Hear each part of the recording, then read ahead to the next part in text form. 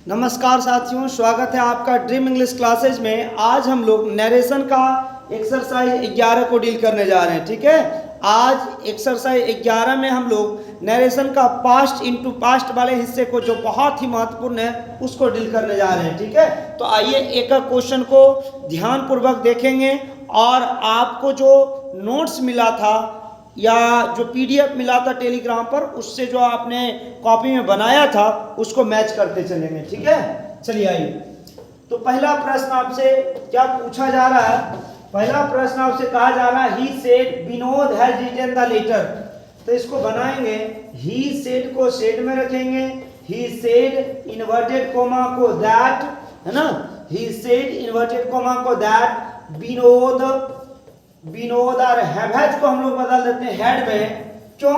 क्योंकि इधर वाला हिस्सा हो गया पास्ट में। पहले जब हमारा से या से विल से आता था या से जाता था तो उधर हम लोग वर्ब में कोई परिवर्तन नहीं करते थे, लेकिन अब एक हिस्सा पास्ट में हो गया, इसीलिए उधर भी हमको पास्ट इनटू पास्ट का नियम चलाना होगा, यानी कि हैज बदल जाएगा हेड में। हैज क्या चीज में बदल जाएगा?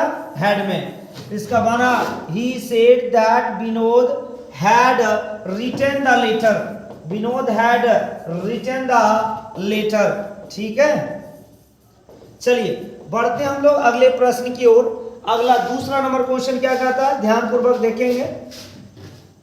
दूसरा क्वेश्चन कह रहा है, Ram said Sita has done her work. तो इसको बनाएंगे, राम सेड को सेड में रखेंगे, इन्वर्टेड कोमा को दैट लिखेंगे और Sita has done her work, इसमें इसको लिखेंगे सीता, और हैज को हम लोग बदल देंगे हेड में, Sita had done her work, Sita had done her work. और ये बात हो गया हमारा अब बिल्कुल सही। ठीक है, देखिए तो Ram said that Sita, has को मैंने बदल दिया हेड में और उधर तो सेम टू सेम रह जाएगा। हाँ, ध्यान रखिएगा, जब कभी भी हेल्पिंग वर्ब बदलता है तो आगे आने वाला मेन वर्ब नहीं बदलता है। जैसे इजमार के बाद यदि बिफोर आया तो इजमार बदल जाएगा वाज वर्ब में, लेकिन बिफोर नहीं बदलेगा। ठीक है, चलिए अब बढ़ते हैं हम लोग तीसरे प्रश्न की ओर। और तीसरा प्रश्न हमारे स्क्रीन पर ये रहा, she said the boy may pass. तो इसका बनेगा she said that the boy और मे बदल जाएगा माइट में, the boy might pass, the boy might pass. ठीक है, देखिए कितना साधारण है, द बॉय माइट पास। ठीक है, चलिए बढ़ते हम लोग अगले प्रश्न की ओर। और अगला प्रश्न है हमारा, I said I can do the sum. तो इसको बनाएंगे, आई सेड इन्वर्टेड कोमा को दैट में फर्स्ट पर्सन सब्जेक्ट के अनुसार, तो आई से बदलेगा तो अपना सब्जेक्ट क्या लेके आएगा? आई। ठीक है, आई और कैन बदल जाएगा कुड में, I could do the sum, I could do the sum. ध्यान रखेंगे, कैन कुड में बदलेगा, आप V1 को V2 में मत बदल देना। क्यों? क्योंकि हेल्पिंग वर्ब बदल रहा है तो मेन वर्ब में कोई परिवर्तन नहीं होगा। ठीक है, मेन वर्ब बस दो ही को बदलता है, एक V1 V5 बदलता है और दूसरा V2 बदलता है। ठीक है, V1 V5 बदलता है V2 में और V2 बदलता है हेड प्लस V3 में। इसके अलावा कोई भी मेन वर्ब नहीं बदलता है। चलिए अब बढ़ते हैं पांचवें नंबर प्रश्न की ओर। Ajay said Raman return at night. तो इसको बनाएंगे, अजय सेड इन्वर्टेड कोमा को दैट में रमन। अब हम लोग जानते हैं कि इसमें ईडी लगा मतलब ये V2 है, और V2 क्या चीज में बदलता है? हेड प्लस V3 में। तो लिखेंगे Raman had return at night, Raman had return at night. और ये बात हमारा हो गया बिल्कुल 100% का सही। ठीक है, चलिए बढ़ते हम लोग अगले प्रश्न की ओर। और अगला प्रश्न हमारा, Meena said mister Thakur came at night. तो ये भी बहुत आसान है, इसका बनेगा मीना सेड इन्वर्टेड कोमा के बदले में दैट। ध्यान रखिएगा, यहाँ मिस्टर का प्रयोग किसी की रिस्पेक्ट के लिए नहीं की गई है, यहाँ मिस्टर का प्रयोग किसी के नाम के लिए किया गया है। ठीक है, इसीलिए यहाँ रिस्पेक्टफुली नहीं लगाना। Meena said that mister Thakur और केम अपने आप में V2 है, तो V2 बदलता है हैड प्लस V3 में, हैड प्लस V3 में, तो बनाएंगे mister Thakur had come, mister Thakur had come at night, mister Thakur had come at night. Meena said inverted comma को दैट मिस्टर ठाकुर, केम को मैंने बदल दिया हैड कम में, और जो लास्ट में लिखा हुआ था उसको लिख दिया एट नाइट। ठीक है, चलिए बढ़ते हम लोग अगले प्रश्न की ओर, और 7वां नंबर प्रश्न है Neelu said all were laughing at the beggar, तो इसका बनेगा नीलू सेड दैट ऑल, हम लोग जानते हैं वाजबर बदल जाता है हैडबीन में, वाजबर क्या चीज में बदलता है, हैडबीन में, तो ऑल हैड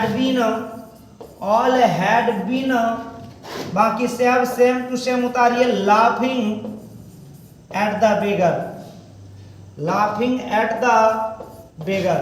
ठीक है, बहुत ही आसान है, देखिए ना, नीलू सेड इन्वर्टेड कोमा को दैट में, ऑल को ऑल में लिखे, वर मैंने बदल दिया हैडबीन में, लाफिंग एट द बेगर, हो गया। चलिए बढ़ते हैं अगले प्रश्न की ओर, और आपका अगला प्रश्न है Vijay said all the girls are singing, तो इसका बनेगा Vijay said that all the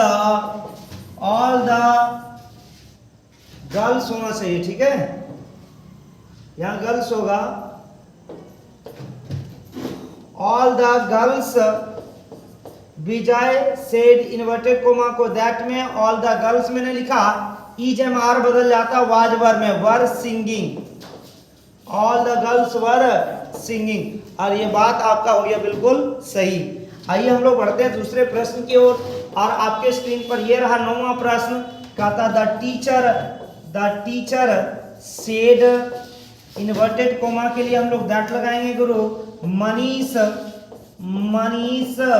और विल बदल जाता है वुड में, मनीष वुड नॉट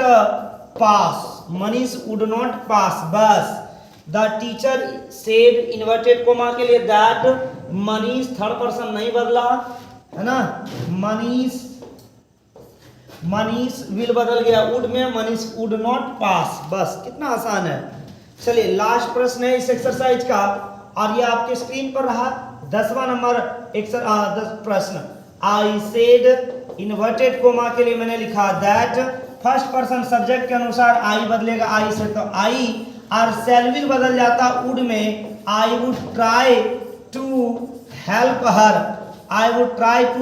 हर, बस। देखिए कितना आसान है।